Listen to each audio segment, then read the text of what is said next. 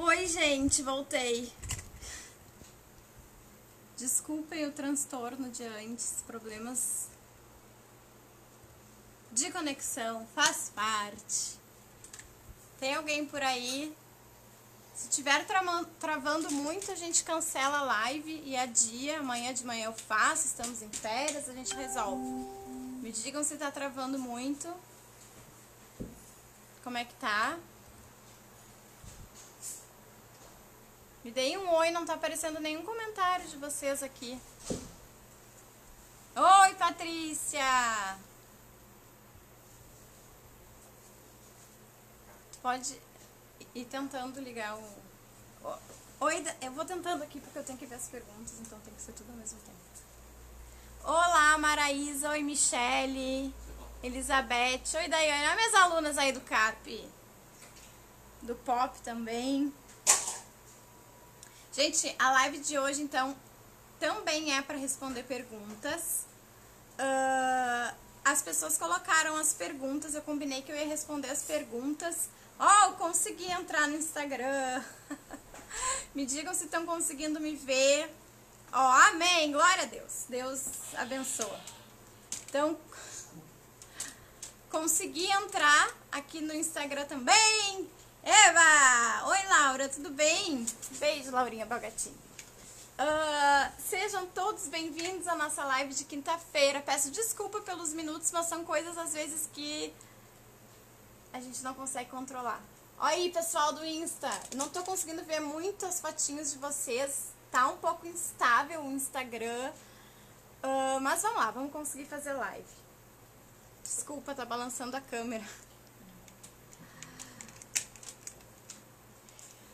Dá tempo do pessoal que tá aí no Face comentar, me dizer se estão em férias, se não estão, onde andam, de onde estão me vendo, tá?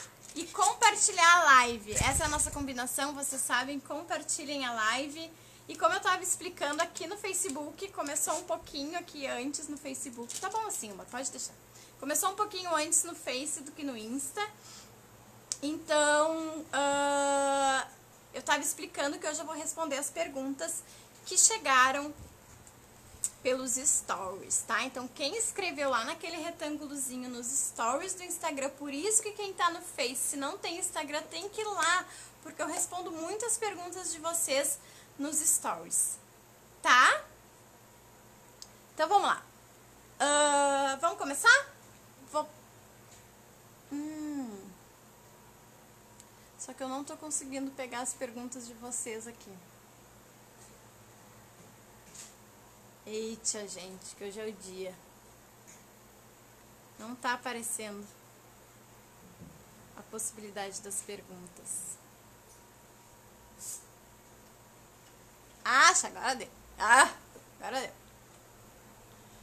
Oi, Dani, tudo bom? Mais alunas, estão por aí, as gurias. Vocês não param de estudar, hein?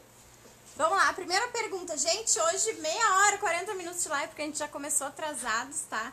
Então eu vou selecionar algumas perguntas. Deixa eu dizer que chegaram perguntas muito parecidas com as perguntas da semana passada. Então essas eu não vou responder, eu vou dar prioridade porque é novidade, tá? Aí vocês vão ir lá no meu YouTube e vão ver a live da semana passada, que foi a primeira parte dessa live, que eu também respondi muitas perguntas. Foi uma live de 1 hora ou mais do que 1 hora. Então tá bem completinha, é o último vídeo do YouTube. E também tem um artigo no site www.clarissapereira.com.br que tá um resumão lá das respostas que eu dei pra vocês, tá bom? Então vamos lá? Vamos começar.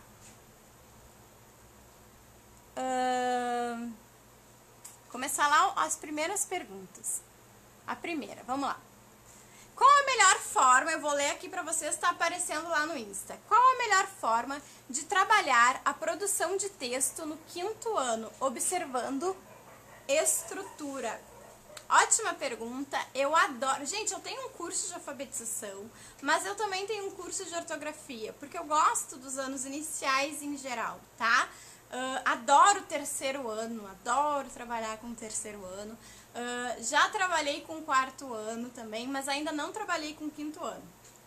5º ano eu não trabalhei, só em atendimentos particulares, tá?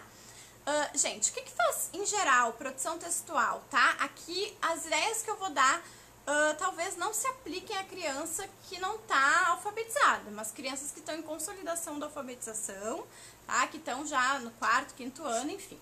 A ideia é a gente pensar em termos de estrutura. Eu acredito em termos de estrutura, o que a gente está falando? A gente está falando de parágrafo, a gente está falando de pontuação, né? Quando a gente fala de estrutura gráfica aí de uma produção de texto. De estrutura também a gente pode pensar estrutura de sequência de ideias. Então eu vou dar algumas dicas, mas vou relembrar que tem no meu canal 3 lives, se não me engano, sobre produção textual, tá? Então vocês podem achar o canal Clarissa Pereira Pedagoga, que lá também tem outras dicas. Mas eu vou escolher umas 2 dicas aqui que já podem ajudar. Bom, o que a gente tem que entender, pessoal?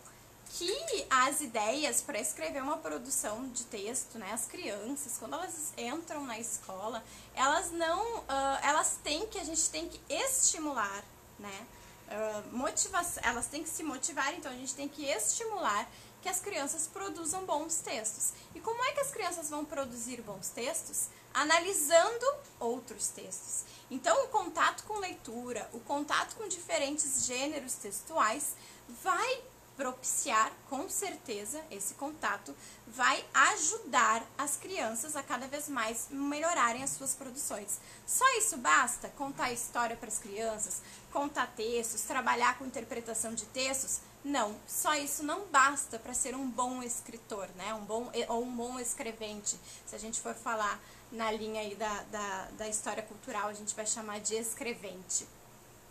Então, não basta, a gente precisa de um ensino explícito e bem organizado, bem planejado para a gente desenvolver a produção textual com as crianças. Então, temos que deixar uma dica que eu dou, então a primeira dica que eu dou, a primeira, além do contato com os textos, com a exploração dos textos, é quando a gente explora esse texto, a gente faz uma contação oral e aí a gente vai trabalhar com as crianças esse texto depois por escrito, analisar o texto, pensar sobre aquela funcionalidade do texto. Então, por exemplo, numerar parágrafos para as crianças irem se dando conta desse conceito é bem importante, né? Pintar os sinais de pontuação, ter um código sobre os sinais de pontuação, uma cor para cada código, que elas possam fazer isso em todos os textos que elas recebem, também é importante. Quando a gente está trabalhando uma produção, um texto expositivo, uma narrativa, enfim, diferentes gêneros com as crianças, a gente pode analisar parágrafo por parágrafo com eles, tá? Então, por isso é legal quando a gente quer fazer uma análise mais gráfica de estrutura do texto para eles entenderem, a gente pode usar um texto que talvez já seja conhecido. Então, fazer essa contação para as crianças, trabalhar a compreensão antes, é bem legal e ajuda quando a gente quer investir na produção de texto. Então, a gente pode, por exemplo, olha que bacana, pegar cada parágrafo, se a gente está trabalhando uma narrativa, pegar cada parágrafo, se a narrativa tem 5 parágrafos, né? 6 parágrafos, geralmente 5º ano a gente vai trabalhar com textos mais longos. Para cada parágrafo, eu posso dar um título para o meu parágrafo. Ou eu posso fazer uma pergunta sobre aquele parágrafo. Gente, que pergunta as crianças têm que pensar? Que pergunta a gente faria para esse parágrafo? Como é que a gente pode resumir esse parágrafo? E aí, com o tempo, se a gente faz uma análise dessas em 3 textos, por exemplo, numa sequência de um mês, as crianças já vão se dando conta que o primeiro parágrafo tem uma apresentação, tem uma introdução, elas começam a identificar os elementos chaves dessa introdução. Se ela vai refletir sobre o segundo parágrafo, fazer uma pergunta sobre ele, ou dar um título para cada um dos parágrafos, ela está pensando sobre cada elemento que tem ali. E aí a gente consegue estruturar com elas, a partir dessa leitura, como é que tem que ser as nossas produções. Então, já fica essa dica. Uma outra dica legal para trabalhar produção de texto com as crianças mais velhas, que já leem, enfim, que a gente pode adaptar, né, dependendo para a alfabetização, é antes das crianças produzirem o texto, a gente já pensar o que vai acontecer. Então a gente pode dizer assim, pessoal, eu preciso que vocês pensem e escrevam aí, a gente pode entregar uma tabela para os alunos, dividida em colunas. Eu preciso que vocês pensem aí o nome de alguém, de um personagem. Já pode falar lá no 5º ano personagem, né? Pensar primeiro assim um personagem. O que vocês gostariam de...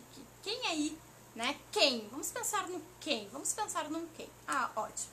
Agora eu quero que vocês, depois no outra coluna, o que acontece? Como é que é esse quem? Né? Então, vamos ver. Dá até pra fazer exemplos, gente, da professora. Eu já fiz isso, de pegar a Clarissa, e é legal porque a gente vai criando um vínculo com as crianças. Para início de ano, essa dica é legal. Pegar a Clarissa, né? Então, vamos pensar na professora. Então, no primeiro parágrafo, vamos explicar quem é a Clarissa, onde ela trabalha, onde ela vive. É a introdução. Na segunda coluna, a gente vai contar de alguma história, alguma coisa que aconteceu com a Clarissa. Então, vamos lembrar aí, quando eu contei pra vocês alguma coisa da minha... Aí a gente tem que ter, né, esse contato com as crianças, alguma coisa da minha vida, e vamos rechear isso, né? Então, o que aconteceu? Que dia era esse que aconteceu tal coisa com a professora Clarissa? Né? Ou eu esqueci o celular, ou eu esqueci a bolsa, enfim, dá pra fazer um link com o dia anterior, pensando nas coisas que a professora propôs no dia anterior. E aí, vamos inventar um problema, se não tiver, vamos inventar um problema para esse dia?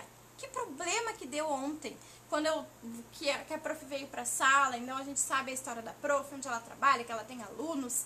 E aí, qual é o problema? E como é que a gente solucionou na última coluna, né?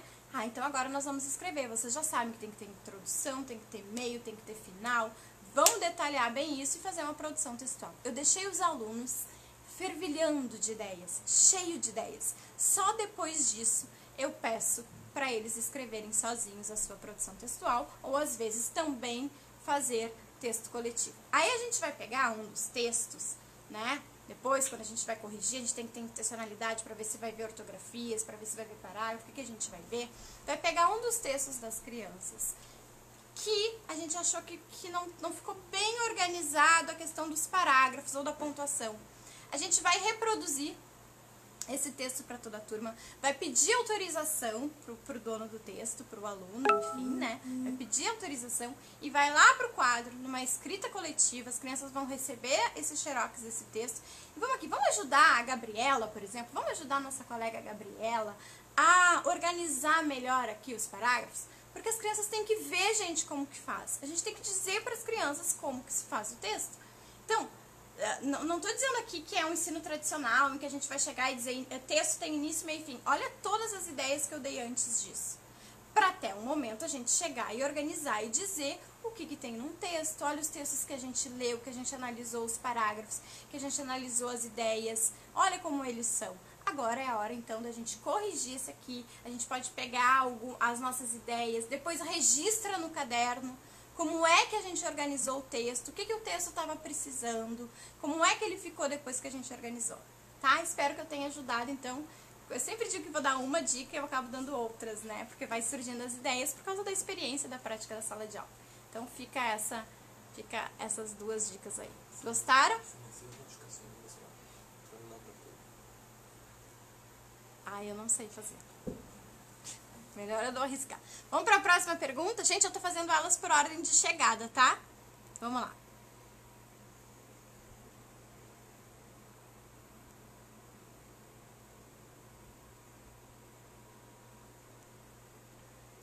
Dicas para trabalhar com crianças que tenham dificuldades de aprendizagem. Boa pergunta, pessoal. É importante, nós professores, eu não sei, né, na minha história, eu quando me deparei com algumas dificuldades, com crianças que tinham um ritmo mais lento, né, que a gente via, por exemplo, que escreviam uma produção mais pobre, né, sem ideias, ou que erravam muito a ortografia já no terceiro ano, enfim, a gente tem que entender da onde vem essa dificuldade de aprendizagem. Então, assim, entender bem o conceito de dificuldade de aprendizagem, né? A gente tem diferentes conceitos aí para as dificuldades de aprendizagem, que podem ser de ordem de, por exemplo, se a gente pegar o livro lá da Nilra Rota e tal, que eu já mostrei ele pra vocês, a gente vai ver bem as alunas do CAP sabem, porque tem essa aula no CAP, né?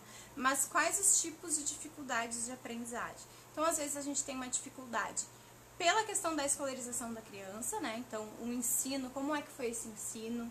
Como é que foi essa metodologia? A criança trocou muito de escola, então tem a questão escolar.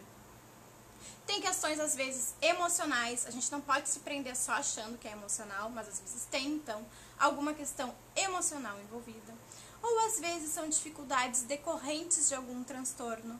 Então, a criança tem um transtorno do neurodesenvolvimento, por exemplo, TDAH, transtorno de déficit de atenção e hiperatividade.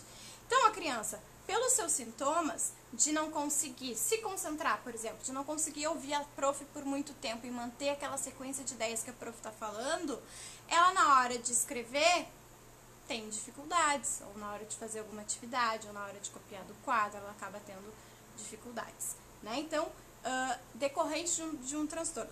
Ou ela pode ser um transtorno, ela pode ser uma dislexia, e aí é uma questão do neurodesenvolvimento. Então, pode ser uma dislexia, pode ser uma descalculia, né? Então, é importante a gente tentar e estudar, diferenciar o que é dificuldade e o que é transtorno. E se é algo recorrente, uma criança que já está passando primeiro ano, segundo ano, terceiro ano, essa criança tem que ser encaminhada, né? Só que nós, professores que convivemos com a escola pública ou que já demos aula na escola pública, a gente sabe que muitas vezes em algumas realidades de capitais, enfim, a gente faz um encaminhamento e aí só no final do ano ou no outro ano a criança tem uma resposta. E isso é complicado. Aqui, por exemplo, em Porto Alegre, a gente nem tem concurso para psicopedagoga, para vocês verem. Eu sei que em outras regiões tem, mas aqui não tem ainda concurso de psicopedagoga para a rede municipal. Já complica mais ainda a nossa situação, né? Então, o que a gente vai fazer? Vai ficar esperando o diagnóstico e não vai ajudar essa criança? Não, a gente vai tentar de alguma forma compreender de que ordem é essa dificuldade. Como é que a gente vai fazer isso? Se a gente... deixa eu me concentrar. Como é que a gente vai fazer isso? Como é que a gente vai identificar isso? Conversando, né, com a família. Então, a gente vai conversar com o supervisor, com o orientador, vai conversar com essa família, ver se as dificuldades estão aparecendo em casa, se as dificuldades estão aparecendo só na escola ou não, enfim. Porque às vezes, gente, é uma questão, assim, uma dificuldade bem pontual. A criança também tem isso, uma dificuldade em certo conteúdo, né? Que ela precisa de mais tempo, de um reforço. Aí a gente faz um reforço, ela vai para o laboratório de aprendizagem, ou ela tem um auxílio de uma professora particular, ela dá isso eu já vi vários alunos, ela dá um salto, né? Então, isso também tem que ter cuidado, saber o caminho, identificando essa dificuldade pra gente conseguir ajudar. Algumas técnicas, algumas estratégias que a gente pode fazer, que depende muito da dificuldade, né, pra eu conseguir ajudar. Mas algumas técnicas. Enviar, sim, trabalhos de reforço para casa, se não for uma questão emocional, se for só de reforço.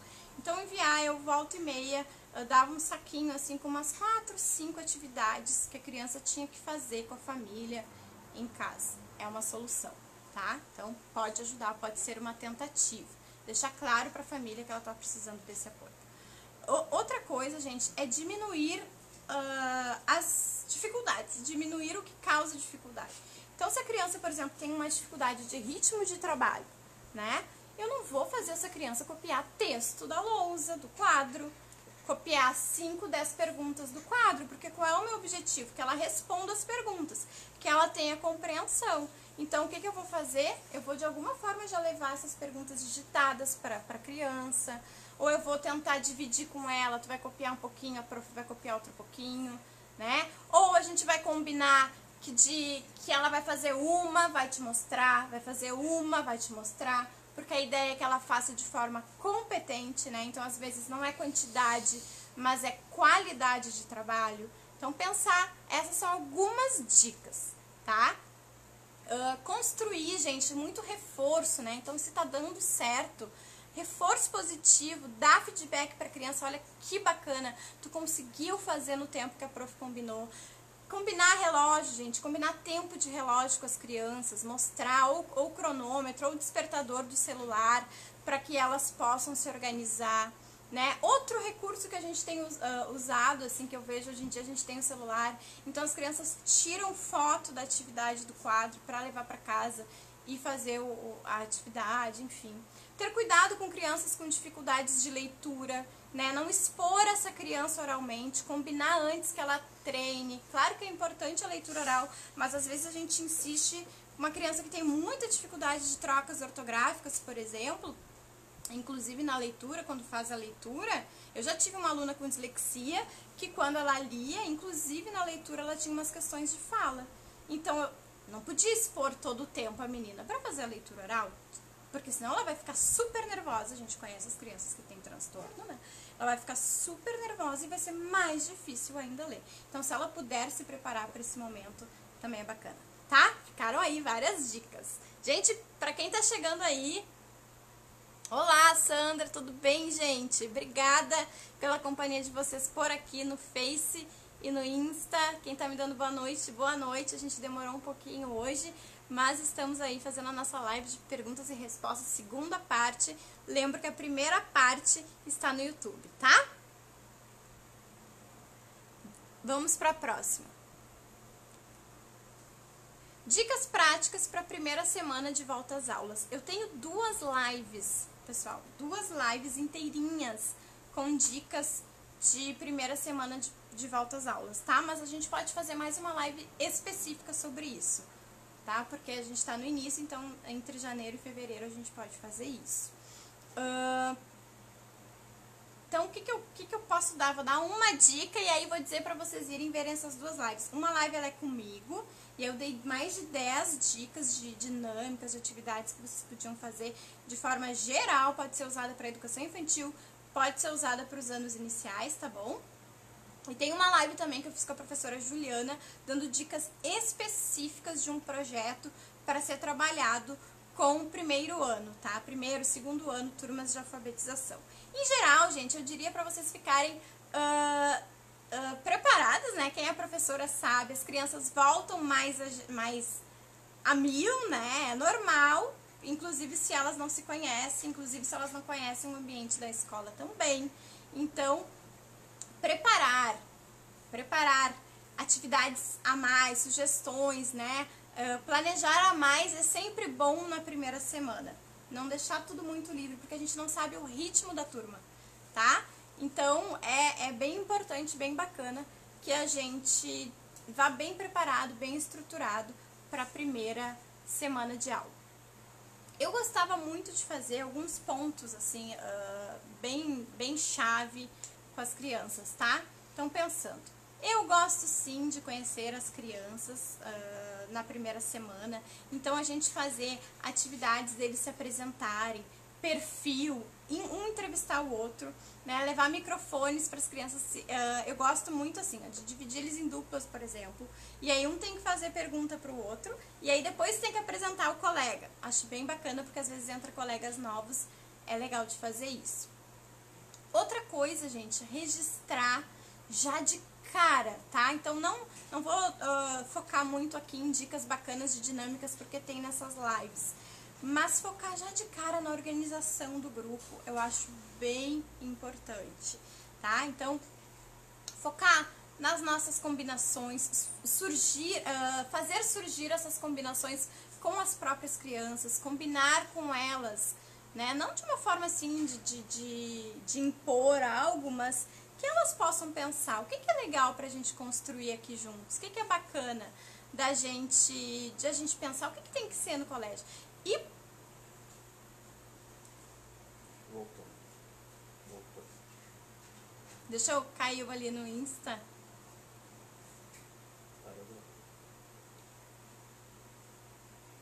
Vamos lá de novo.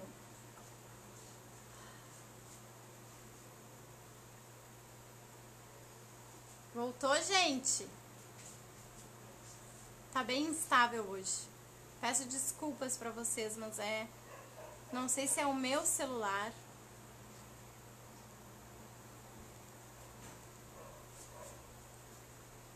Olha, a Liane disse, realmente faz diferença focar logo de cara na organização e combinados. Faz. E eu vou dar uma dica que vai mais além ainda. Os combinados, né, combinados de início de ano, eles não podem ficar restritos a fazer cartazes. Então, a gente fez a combinação, a professora digita e põe na parede. Eu, sinceramente, não gosto disso. Eu gosto das crianças protagonistas, participando, né, sendo ativas também, porque aquela sala de aula é delas. Então, escolher também as cores junto com as crianças, para organizar essa sala, para organizar as cores dos materiais, enfim. Então, que eles possam construir esses cartazes das combinações junto com vocês, eu acho bem legal, tá? Então, a criança, se tem informática, né, se tem a possibilidade deles irem para informática digital, fazer um desenho em relação a essas combinações, se eles são mais velhos, mas que elas façam, então, o desenho depois que vocês escreveram, ou elas tentem escrever nesse cartaz, porque daí as combinações foram feitas por elas. E elas têm que ser revisitadas. Então, assim, olha só, gente, a gente tem uma meta. É muito importante criar meta com os alunos, é muito importante criar meta na nossa vida também, né? Então, criar com os alunos as metas e assim, ó, vamos revisitar essas combinações. A gente fez essa combinação. Daqui a uma semana, no início, a gente faz uma semana, depois a gente faz mais espaçado. Então, daqui a uma semana a gente vai ver essas combinações e vai ver o que tá legal, o que não tá. Será que a gente fez uma meta muito exagerada e a gente não tá conseguindo cumprir? O que a gente tem que fazer, tá? Então essa também é uma dica bacana. Outra dica bacana que eu acho muito legal, se for alfabetização faz com desenho, se for mais velhos faz escrito. As crianças escrevem num post-it alguma coisa sobre elas, ou alguma coisa sobre as férias, tá? Ou alguma coisa da vida bem pessoal delas. A gente pode dizer pra ela, vocês têm que falar específico como é que é o quarto de vocês, pra não ficar só assim também no time de futebol, porque daí a gente não vai conseguir adivinhar. Mas uma coisa bem específica, quanto tempo vocês estão na escola? Ou qual é a cor preferida de vocês? Como é que é o quarto de vocês? Enfim, essa é mais uma dica. E aí, o que a gente faz? Não pode identificar esse post-it, não pode identificar o post-it que a prof tá dando pra vocês. A gente coloca tudo dentro de uma caixa, ou tudo dentro de um pote, mexe, e o outro colega tem que sortear a dica e tem que fazer a leitura. Se for o primeiro ano, a gente ajuda, né? Eles podem fazer um desenho, aí a gente mostra o desenho, tem que adivinhar qual colega fez, então eles têm que fazer escondidinho enquanto eles estiverem fazendo. Alguma coisa para que eles tentem adivinhar o que o outro fez. Para alfabetização, bem especificamente, também tem um artigo no nosso site sobre como construir um ambiente alfabetizador. E a gente dá dicas do trabalho com os nomes. Então, é bem legal para quem está nas turmas iniciais de primeiro ano, de segundo ano, ou que as crianças não se conhecem, gente. Tem que trabalhar com nomes, porque os nomes são palavras estáveis, que se tornam estáveis para as crianças. E elas têm que saber escrever o nome dos colegas, o nome da professora, né? Porque a gente escreve para se comunicar. Então, trabalhar com as letras iniciais dos nomes, com as mediais, com as finais, ou com as sílabas, analisar linguisticamente os nomes da turma é muito importante. E a gente vai fazer isso de forma lúdica, principalmente no início, né, do primeiro ano, que as crianças estão se adaptando naquele espaço. Tá bom? Vou escolher mais uma pergunta, então, aqui do Instagram. Por favor, meu celular. Que eu vou ver direto. Quem tava lá no Insta, que veio aqui pro Face.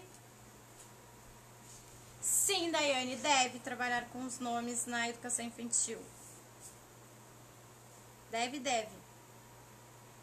Claro, dependendo da idade, né? Berçário a gente vai mais deixar o nome para identificar as coisas deles, maternal, né?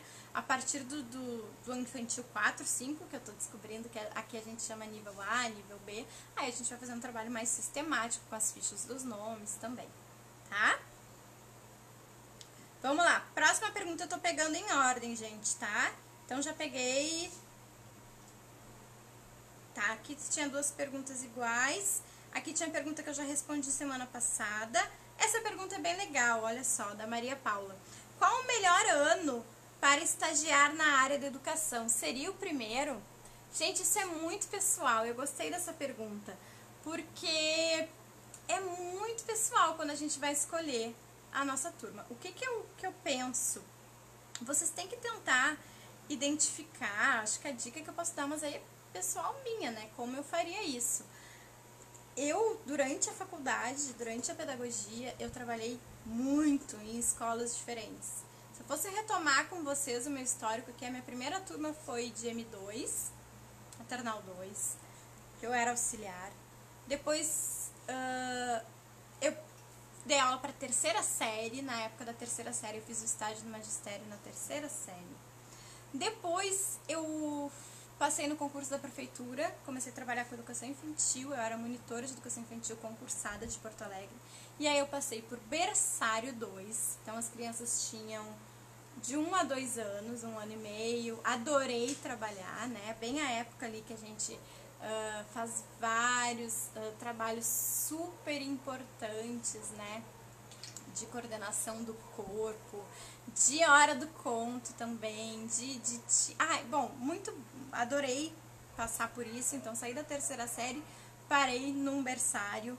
Depois trabalhei com maternal 1. Então, na pedagogia, eu tive a oportunidade de fazer essa experiência. Quando eu fui trabalhar numa escola privada, eu trabalhei com nível B, que o foco era já iniciar a alfabetização na escola que eu trabalhei. Depois eu trabalhei com terceiro ano, né, não mais terceira série, terceiro ano. Olha tudo que eu passei, gente. Como é legal também a gente fazer flutuar um pouco para que a gente possa ter experiência, tá? Aí eu assumi as turmas do laboratório e aí peguei turmas de alfabetização. Foi lá que eu comecei então a trabalhar com alfabetização primeiro e segundo ano. Por que eu tô falando isso? Se vocês estão estudando, se vocês estão na pedagogia, aproveitem para fazer vários estágios em turmas diferentes, tudo que vocês puderem fazer. Em escola montessoriana eu fiz, em escola com uma filosofia mais sociocultural, uma escola até às vezes mais tradicional, para a gente ter várias ideias e criar experiência e aprender em todos esses lugares. Então, depois que eu fiz esses estágios, eu fui me dando conta do que eu gostava. Mas eu acho que tem muito perfil do que vocês pensar assim, perfil também em relação à infância, né? Então, se vocês observarem, eu sempre me dei melhor, assim, com crianças que falavam mais, né, que tinham uma linguagem mais desenvolvida. Então, relacionar com a faixa etária, as crianças, eu digo assim, em relação aos filhos de amigos, da família, ali a gente já consegue ter um pouco das nossas características e ir experimentando. E ela perguntou assim, é melhor fazer estágio no primeiro ano? Não necessariamente, tá? Tem gente que acha que tem mais perfil para desenvolver mais projetos, por exemplo, de pesquisa, né? Então, pode pegar uma turma de 4º, 5º ano para fazer isso, de pesquisa científica e tal. Por crianças que já leem para investir bastante em ortografia e produção textual. Então, tem que entender muito bem, assim, pensar um pouco na sua história escolar também e tentar ver aonde vocês lembram que cativou bastante vocês. Mas é claro, sempre ter experiência em todos os anos é bacana. Segundo ano, muito bacana, fiz um estágio da faculdade em segundo ano, então concluindo, consolidando a alfabetização também é bem legal, tá?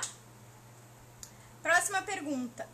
Essa pergunta eu tenho que responder para Daniela, porque ela já perguntou semana passada. Fala sobre o uso do caderno na alfabetização. Pode copiar conteúdo do quadro e cabeçalho? Bom, pessoal, o que eu falo? Que isso é bem...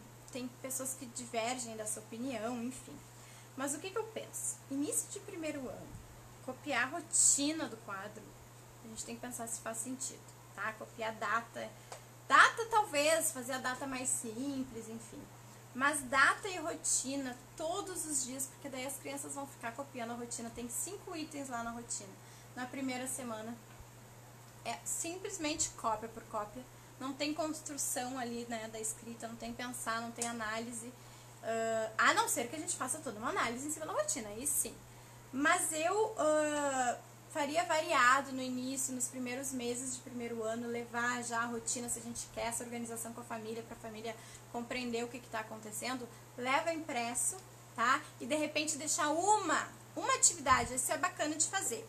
Na primeira semana, segunda, primeiro mês de primeiro ano, se a gente escreve a rotina lá no quadro, tem que ter rotina no quadro, desde o primeiro dia. Agora é preciso saber se as crianças têm que copiar ou não, né? Então, no início, levar a rotina que tenham palavras fixas ali, por exemplo, lanche, recreio, né? Saída, e aí deixar, leva 2 dias. Aí no terceiro dia a gente deixa um espaço em branco na saída.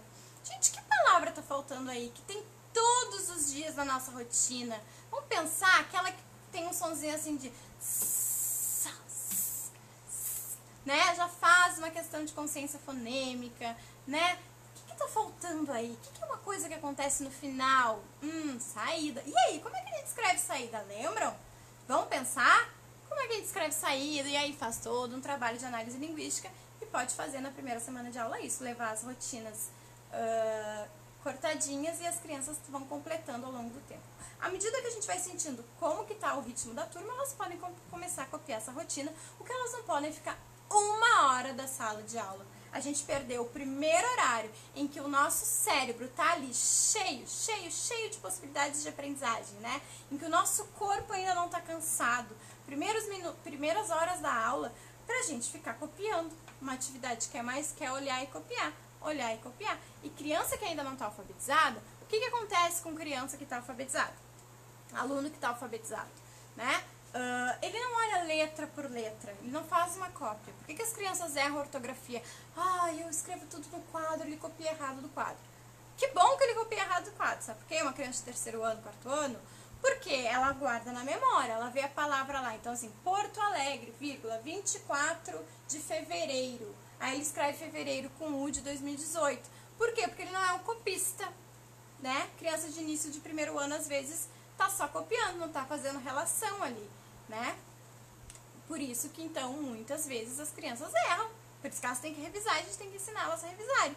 Porque ela olha, ela vê ali Porto Alegre, 24 de fevereiro de 2019, aí ela vai pro seu caderno e escreve. É por isso que às vezes ela faz trocas, porque ela já sabe escrever, ela já faz relação, né? Então, já faz a conversão. Então, criança de 1º ano, não. Então, olha quanto tempo a criança fica olhando o P, o O, o R, o T. E aí a gente perdeu toda a metade da aula copiando rotina. Não é legal.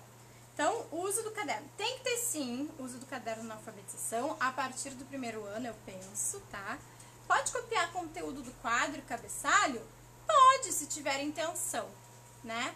Não todos, não dá pra criança de 1º ano ficar o dia inteiro copiando, gente, senão elas não vão fazer, né? O que tem sentido? Usar o quadro para registro, usar o quadro para sistematizar as coisas, né? Usar o quadro, a lousa, aqui a gente chama de quadro, né? Mas no Brasil a lousa. Usar a lousa pra... Usar o caderno, não só a lousa. Usar o caderno não só com associação à lousa. A gente pode fazer ditados, a gente pode ter um caderno por ditado. A gente pode, depois de um jogo do bingo, depois de um jogo da memória, colar as peças no caderno e fazer alguma atividade com aquilo, né? Então é bacana. Vai ter que juntou lá na memória duas coisas que... dois animais. Então agora a gente vai ver o que eles estão fazendo nessa imagem. Vamos responder? Vamos colar essa peça aí desses animais e vamos fazer uma frase respondendo o que esse animal está fazendo nessa imagem? Por isso que tem que ser bacana os jogos na memória, né? Pra gente aproveitar. Então, às vezes a gente... Olha, eu sou uma professora que eu sou muito sincera. Tem os jogos, eu tinha os jogos bem bonitos, plastificados e tal, mas eu tinha jogo que eu imprimia do computador em folha 4 para depois as crianças recortarem e poderem usar. Então, tem a questão da durabilidade, mas também tem a questão das crianças fazerem uso desses materiais para sistematização do caderno. Eu trabalhei em uma escola privada de Porto Alegre muito bacana, que elas tinham, e aí vocês podem adaptar para o contexto de vocês, que elas tinham o caderno, o blocão do 1º ano, acredito que ainda elas devem ter, né? Que ele ia por meses, assim, que acredito que 2, 3 meses, ele ia cada vez mais diminuindo as linhas. Então, era um blocão encadernado, então as primeiras folhas elas eram todas em branco, porque as crianças ainda não têm essa questão de direcionamento, né?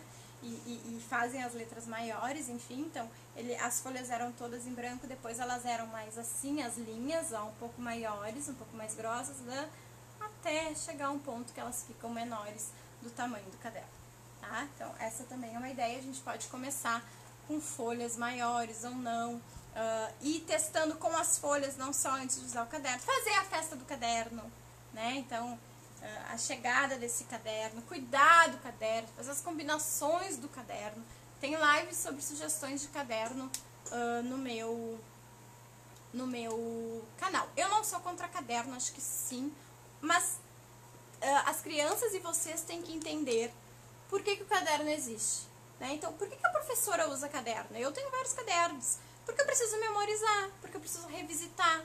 Então, se a gente escreveu lá, né, não só no primeiro ano, mas no terceiro ano, a gente construiu o conceito do RRR, né, quais que tem R no início, R entre vogais e tal. Fez todos lá os conceitos de ortografia. Vamos revisitar, gente, o nosso caderno? Para isso serve o caderno, para eu sistematizar, para eu registrar, para eu escrever manualmente, né, para eu escrever. Então, a gente sabe, tem pesquisas científicas que mostram que escrever à mão desenvolve várias áreas importantíssimas para a aprendizagem. Então, é super importante, sim, escrever. Isso está mais comprovado que crianças que usam mais as mãos manualmente têm mais facilidade, por exemplo, do que aquelas que foram alfabetizadas, muito estimuladas somente com o digital, somente teclando. Então, escrita manual, tem vídeo sobre isso no meu canal também. Ela é importante, inclusive para registro, para percepção visual, é super importante que as crianças também escrevam. Tá bom? Então, vou ler respondi essas perguntas. As que eu não respondi, eu vou responder nos stories do meu Instagram. Então, se você tá aqui no Face, não me segue no Instagram, corre lá pro Instagram, Clarissa Pereira Pedagoga. Faz o Instagram, não tem Instagram. É só fazer um app lá, um aplicativo. É bem facinho de mexer, vocês vão ir aprendendo. E nos meus stories, todo dia eu tô interagindo com vocês. É difícil ficar 24 horas sem ter uma bolinha ali no meus stories, tá?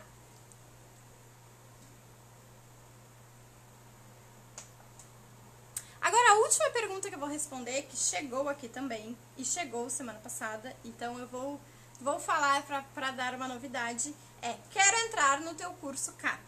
O que é o CAP, gente? Curso de alfabetização na prática. O que acontece muitas vezes? Vocês já sabem do CAP, vocês fazem a semana da alfabetização, eu digo que as vagas vão fechar, eu acho que vocês não acreditam, e aí passa 1, 2 semanas, eu ainda quero entrar, 3 semanas, eu ainda quero entrar. Aquela turma tá fechada. Tá? Mas o que aconteceu? Já fizemos a última live do CAP 3. E aí, como vocês pediram muito, em janeiro estamos lançando uma nova semana da alfabetização. Então, essa é a novidade da live de hoje. Já temos link para vocês se inscreverem na semana da alfabetização. Então, por que eu tô falando isso em relação à pergunta do CAP? Porque para você ser uma aluna minha do CAP, eu peço que vocês assistam 3 vídeos introdutórios que são online, gratuitos, que vocês podem assistir durante uma semana para entenderem se o CAP é ou não para vocês. Então lá eu vou dar conceitos super importantes de leitura, de escrita, de oralidade, de análise linguística, de planejamento, tá? E nós vamos relacionar com a prática, com várias atividades, com várias sugestões de atividades. Eu vou enviar atividades para vocês. E de graça, tudo grátis, free, tá? Pra vocês entenderem se o CAP é ou não pra vocês. Clarissa, eu já sei que eu não quero entrar no CAP, no curso de alfabetização na prática. Eu posso fazer a semana da alfabetização? Sim! Aproveitem. A semana da alfabetização é um evento 100% online, 100% gratuito, que fica disponível entre os dias 20 a 27 de janeiro. Então está aí nossa semana da alfabetização. Quem já fez a semana da alfabetização, por favor, diga aí se vale a pena fazer.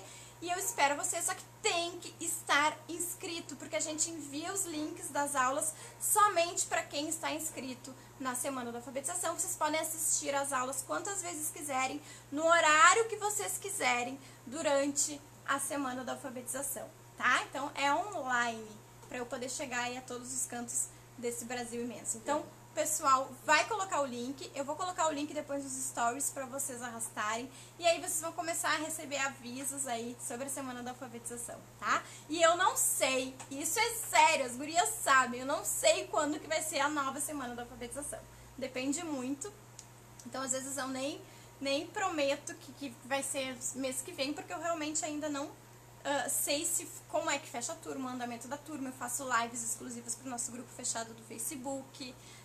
Tem várias alunas aí minhas do CAP que já conhecem a semana da alfabetização, já conhecem o CAP, e vai ser um prazer receber vocês nessa semana. Tá bom, gente? Então, quem quer estudar aí em janeiro, Quem não quer? Quem quer curtir as férias? Não quero. Ah, eu tô brava com essas professoras que não param. Tudo bem, continua me seguindo aqui. Volta em fevereiro.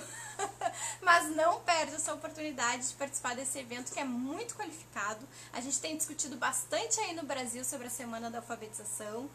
Sobre a semana não, sobre a alfabetização. Então, retomar alguns pontos essenciais para a alfabetização em um evento online e gratuito é bem importante. E aí, nesta semana, vocês vão ter a oportunidade de se inscrever no CAP, que tem vagas limitadas, porque eu sou só uma e eu gosto de atender as gurias, responder as perguntas na plataforma em seguida. Então, tem vagas limitadas e ficam as inscrições abertas somente nesse período, tá? Mas primeiro é só a Semana da Alfabetização, depois é o CAP. Assim, meu marido aqui me lembrando, ó, meu chefe aqui, não, dizendo que fica disponível somente 20 a 27 de janeiro. Essas aulas não vão pro YouTube, tá? As aulas do CAP não vão pro YouTube, tá? Alguém tá perguntando o que é POP? POP é o Programa Ortografia na Prática, é outro curso que eu tô precisando reabrir vagas também, mas não é por agora. Por agora eu vou abrir o CAP. Então fica aí a dica, chamem outras professoras, envie o link para elas participarem, porque é uma semana bem legal, com lives exclusivas, várias coisas acontecendo. Eu vou mandar aí uns materiais para vocês, para quem tiver inscrito, esse final de semana já vão receber aí uns materiaizinhos bacanas. Então, se você já participou da Semana da Alfabetização, participa de novo, porque eu vou mandar uns materiaizinhos aí, 3 ou 4 materiais, até a gente chegar efetivamente na nossa Semana da Alfabetização. Tá bom? Então, espero vocês. Um beijo, obrigada pela companhia. É um prazer passar as quintas-feiras aqui com vocês. Tchau, gente. Tchau, me deem tchau aí.